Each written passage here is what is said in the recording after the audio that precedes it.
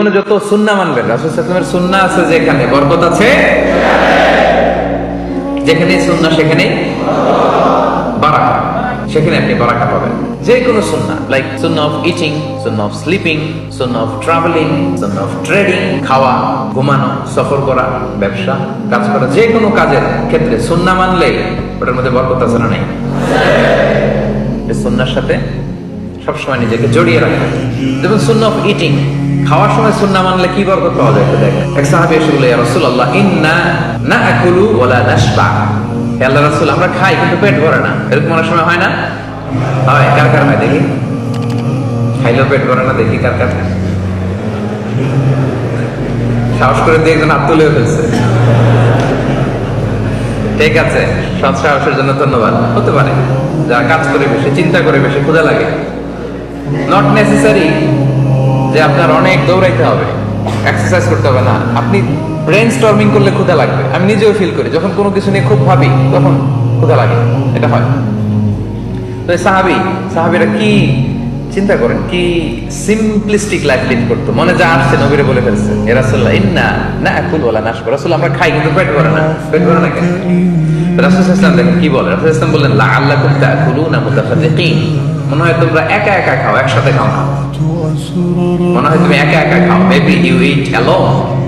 একসাথে মনে হয় খাও না।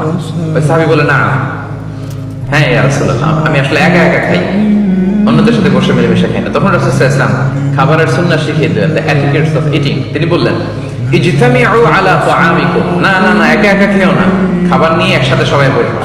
ওয়াযকুরু ইসমাল্লাহি আলাইহি, খাওয়ার আগে বিসমিল্লাহ বলবা। ফাইন্নাহু ইউবারাকু ফি, তাহলে তোমাদের খাবারে বরকত ঢুকায় দেওয়া হবে। এবার বুঝছেন সুন্নাহ মানলে কিভাবে বরকত পাওয়া যায়? দেখেন, খাওয়ার ক্ষেত্রে আরো রাসূল সাল্লাল্লাহু আলাইহি ওয়াসাল্লাম কি ইনস্ট্রাকশন দিয়েছেন। তিনি বলেছেন, আহাব্বু তাআমি ইলাল্লাহি মা কাসরাত আলাইহিল আইদি, আল্লাহর কাছে সবচেয়ে প্রিয় খাবার ওইটা যে খাবারে অনেকগুলো হাত পড়ে। এক প্লেট নিয়ে শুধু এক হাত দিয়ে খাচ্ছেন, এটা আল্লাহর কাছে পছন্দ না। খাবার নিয়ে অনেকগুলো মানুষ বসে চারদিক থেকে নিয়ে নিয়ে খাচ্ছে, এই খাবারটা আল্লাহর কাছে বেশি প্রিয়। সুবহানাল্লাহ। তাহলে একা একা খাবেন না, বাসায় যে স্ত্রীকে নিয়ে খাবেন, ছেলে মেয়েদের নিয়ে খাবেন, বাবা মাকে নিয়ে খাবেন, বন্ধুদের একসাথে খাবেন। এবং খেয়াল করে দেখবেন, একা একা খেলে যে টেস্ট পাওয়া যায়, কয়েকজন মিলে খেলে এটা টেস্ট বেড়ে যায় কয়েক গুণ। কি বলেন? পারে না? পারে।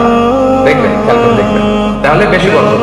আবার রাসূল সাল্লাল্লাহু আলাইহি ওয়াসাল্লাম বলেছেন, আরেকটা এটিকেট শুনুন, আল বারাকাতু তানজিলু ওয়াসাতাত তাআম, খাবারে বরকত নাজিল হয় একেবারে মিডলে, মাঝখানে। এক প্লেট খাবার, মাঝখানে বরকতটা আগে নাজিল হয়, সেখান থেকে ছড়ায়। ফাকুলু মিন হাফিয়াতি, তোমরা চারিপাশ থেকে খাও, মাঝখান থেকে নিও না। ওয়ালা তাআকুলু মিন ওয়াসাতি, মাঝখান থেকে উঠাবো না। তাহলে লেটস সে বিরিয়ানি আনা হলো এক বোল, আপনি যখন ডিস্ট্রিবিউট করবেন বা খাবেন, আপনি এক পাশ থেকে শুরু করবেন, করতে করতে করতে করতে মাঝখানে যাবেন। অনেকে একবার মাঝখান থেকে দেয়া শুরু করে, না, বরকত নামে ওই জায়গায়, ওইটাই যদি একজনকে দিয়ে দেন তো বাকিরা বরকত পাওয়া লাগবে না? হ্যাঁ, তাহলে বুঝে শুনে না? আচ্ছা, মাশাআল্লাহ, এই তো বুঝতেছেন। আরো কি বলেছেন রাসূল সাল্লাল্লাহু আলাইহি ওয়াসাল্লাম, তুআমুল ওয়াহিদি ইয়াকফিল ইসনাইন। দেখেন আমাদের ইসলামিক ভ্রাতৃত্ববোধ কত সুন্দর। একজনের খাবার দুইজনের হয়ে যায়, রাসূল সাল্লাল্লাহু আলাইহি ওয়াসাল্লাম বলেছেন। তুআমুল ইসনাইনি ইয়াকফিল আরবাআ, দুজনের খাবার চারজনের হয়ে যায়। তুআমুল আরবাআ ইয়াকফিল আস-সামানিয়া, চারজনের খাবার আটজনের হয়ে যায়। এটা আমাদের ভ্রাতৃত্ববোধ। একটা বনকোস তাহলে দুজনে খাওয়া যায় না? কথা কেন লাগে? নাসি করে আয়াম, মজা করে খাইয়াম। তো এখন নাসি করে আয়াম নিয়ে আসছেন আপনি এক বক্স, এটা দুজনে মিলে খেলে হবে না? হবে না? এটাই শিখেছে ইসলাম। আল্লাহ, তুমি একটু আমি একটু ভাগ করে হয়ে গেছে খাবার। দুইজনের খাবার চারজন শেয়ার করা যায়, রাসূল সাল্লাল্লাহু আলাইহি ওয়াসাল্লাম বলেছেন। চারজনের খাবার আটজন শেয়ার করা যায়। আলহামদুলিল্লাহ পড়ে। কি সুন্দর এটিকেটস তিনি আমাদেরকে শিখিয়েছেন। তাহলে আমরা জানলাম, এটা তো শুধু খাওয়ার ক্ষেত্রে আমি বললাম, এরকম সব কিছুর ক্ষেত্রে রাসূল সাল্লাল্লাহু আলাইহি ওয়াসাল্লামের সুন্নাহ আছে না? ফলোইং সুন্নাহ, সুন্নাহ মানলেই বরকত নেমে আসবে।